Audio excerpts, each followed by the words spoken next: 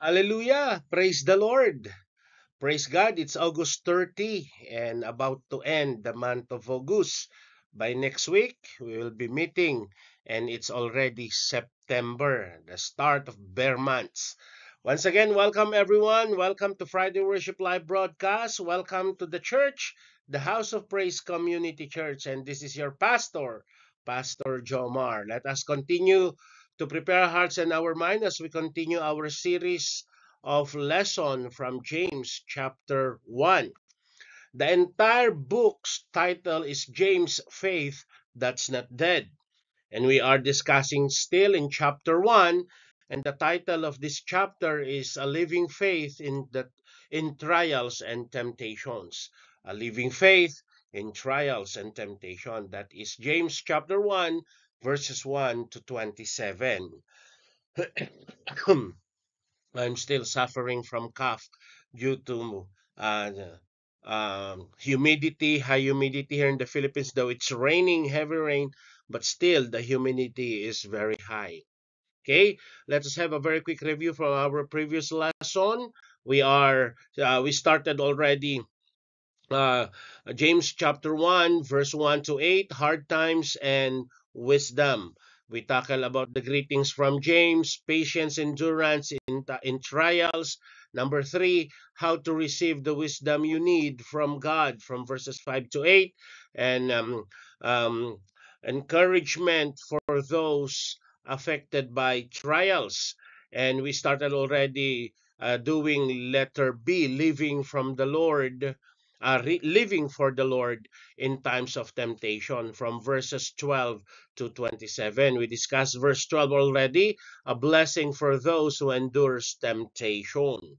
Okay, let's have a voiceover. Let us listen from verse 12 to 27. Blessed is the man who endures temptation, for when he has been approved, he will receive the crown of life which the Lord has Amen. promised to those who love him. Let no one say when he is tempted, I am tempted by God. For God cannot be tempted by evil, nor does he himself tempt anyone. But each one is tempted when he is drawn away by his own desires and enticed.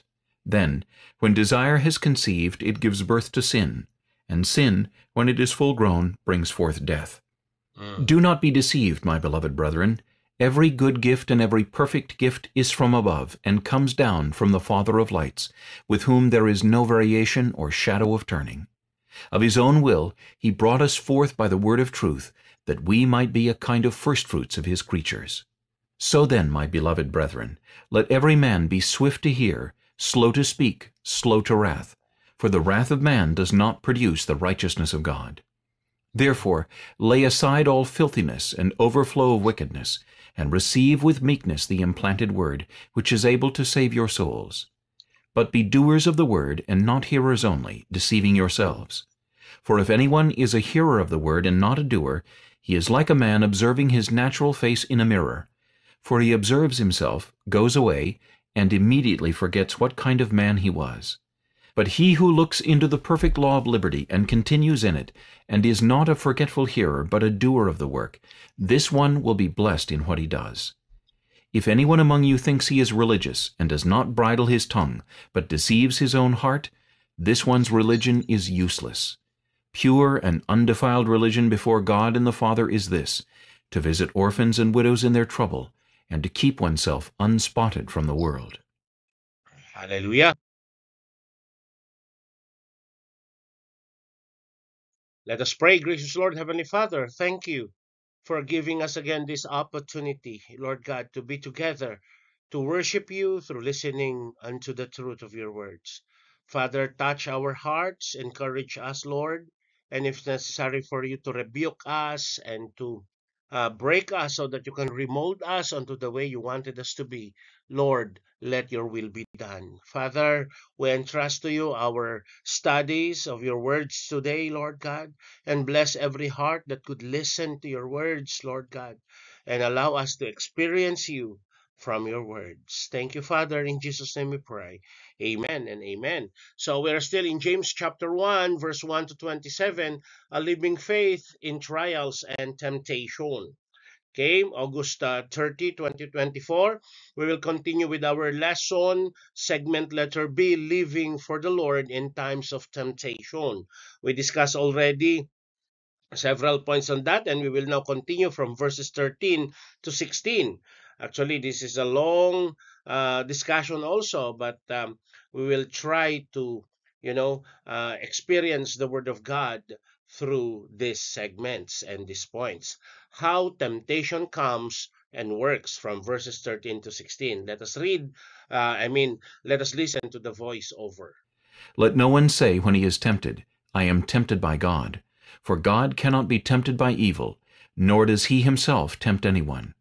But each one is tempted when he is drawn away by his own desires and enticed. Then, when desire has conceived, it gives birth to sin, and sin, when it is full grown, brings forth death. Do not be deceived, my beloved brethren. Okay, so let's do it verse by verse. James chapter 1, verse 13.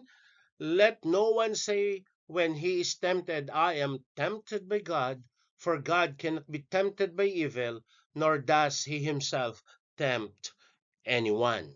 So, James begins this letter by commanding Christians to see trials in our lives as meaningful and ultimately beneficial things. It is looking unto trials the positive way, not the negative way, because if trials comes for us Christian, that is the time to manifest a living faith through the only one, through God, our Lord Jesus Christ. Struggles during our earthly lives are opportunities to trust God at a deeper level. So when trial comes, let us perceive that this is promotion from God, that we need to overcome the trials. We need to overcome temptation in order for us to grow and bear fruit. They can also be traps, excuses used to justify a decision to stop trusting God and turn away. That's the thing. So if you look at trials as an opportunity to grow in faith, that is good. That's supposed to be the correct attitude of the heart. But if to use it and we have been trapped and used as an excuses to justify our decisions and then stop trusting God and turn away from Him, then that is the wrong way to address trials and temptation. The temptation attached to trials is to trust God less. So, um, you know, that those are things that Christians should understand, that when trials comes, that is the thing, an opportunity to trust God more and more, to hold on onto his promises, not to use temptation and trials to put our trust in God less.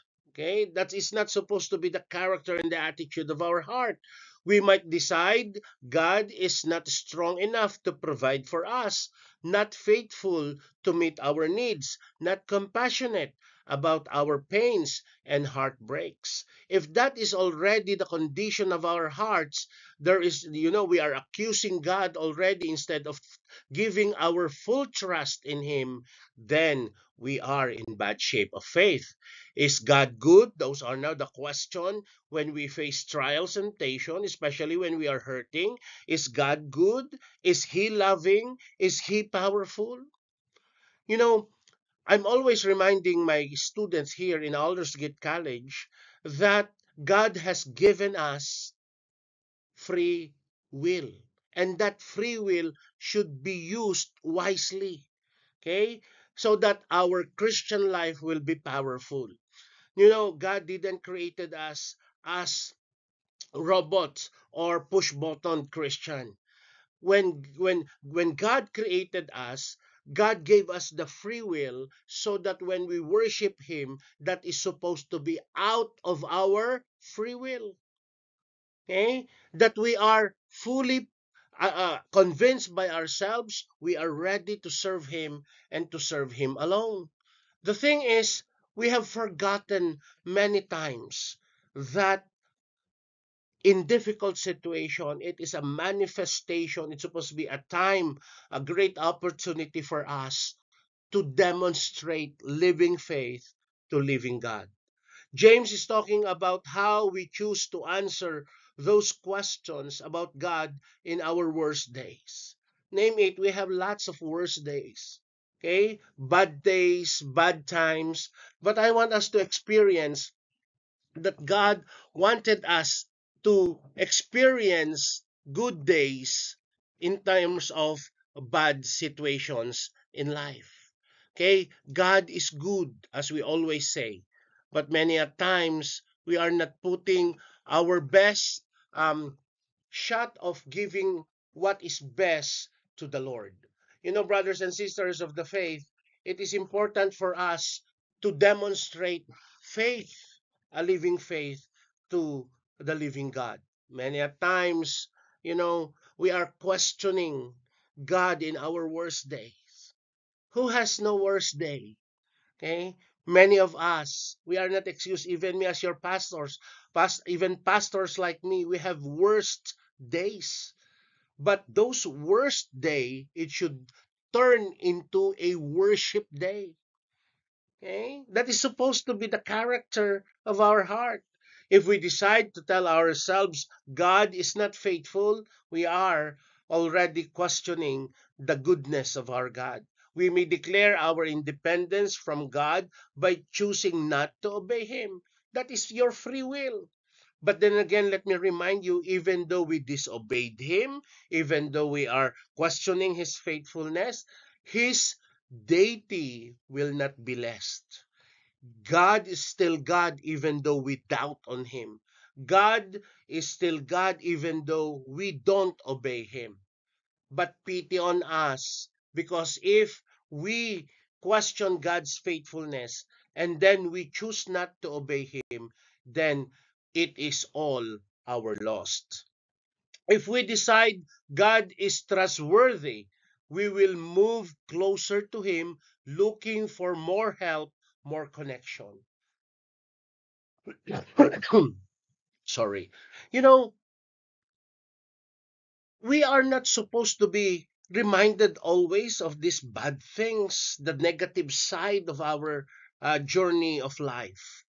Day after day, we should read faithfully the Word of God. Day after day, we should, supposed to be, we are growing in Him. And let us strive to be no room to doubt Him, no room, to question Him. But, day after day, we should establish more intimate relationship with Him. And there's no one can help us in our journey of life but God and God alone. That's the truth of the matter. But many a times we are forgetting the fact that God gave us that free will and that free will should be used wisely. Let us use it with wisdom. Here James makes clear that blaming God for tempting us, sorry, let me repeat that. Here, James makes clear that blaming God for tempting us to reject Him by allowing trials into our lives is not a valid response. We cannot say, why you allow this, God? Sometimes the trials and temptation that comes in our way is but a byproduct of our bad decisions. We committed sin, that's why we are into trials, we are into temptation. We disobeyed God. Okay, it is because we that we are in bad shape now. you know um God never orchestrates the events of our lives with an intent to lure us away from Himself. No, He will not tempt us. He cannot be tempted, and He will not tempt us. Okay, God is not tempted at all, and He will not tempt us, especially to push us to sin. God always roots for us to move closer. That's who He is. Okay? And that's the point. Christians are never guaranteed an easier life than non believers. Sorry. Our journey here on earth, it's not easy. Christians like you and me has so much temptation to overcome, trials to overcome. But as a Christian, being a Christian is not a guarantee that life will be easy. We are tempted just like the non-believers. And in that temptation, we are supposed to be more stronger, setting standard to the non-believers. There's supposed to be a great difference between us in facing trials and temptation. Quite the opposite, being a friend of God means being an enemy of the fallen world. Let us read John chapter 16, verses 1 to 4. These things I have spoken to you, that you should not be made to stumble. They will put you out of the synagogues. Yes, the time is coming that whoever kills you will think that he offers God service. And these things they will do to you because they have not known the Father nor me. And but these things I have told you, that when the time comes, you may remember that I have told you. So trials will come. We will continue reading from John chapter 15, verse 18 to 20. Trials will come. If the world hates you, you know that it hated me first. They hated me before it hate you. If you were of the world would love its own. Yet because you are not of the world, but I chose you out of the world, therefore the world hates you. Remember the word that I said to you, a servant is not greater than his master. If I if they persecuted me, they will also persecute you. If they kept my word, they will keep yours also. So, you know, trials will test our faith, but temptation to be unfaithful to God during hardship is not from God Himself.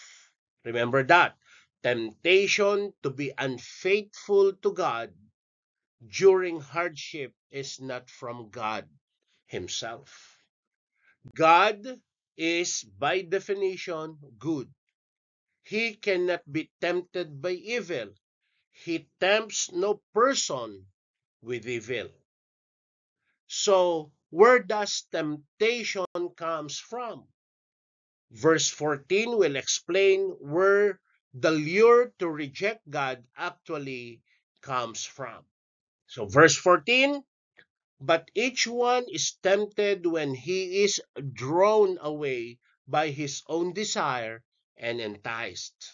That is the entire verse 14. So in the previous verse, in verse 13, James made it clear that God is not responsible for tempting us to move away from Him. He is not the one responsible with our temptation. It is Satan. So let us not blame God because of our failure to resist temptation.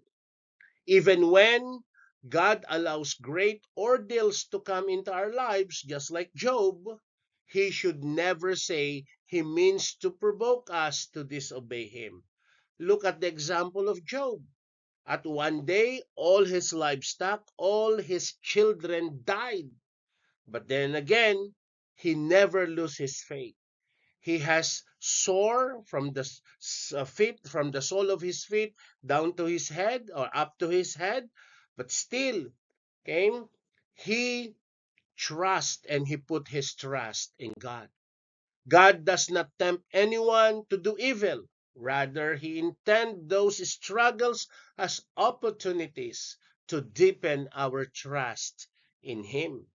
That is supposed to be, again, the character and the attitude of our heart.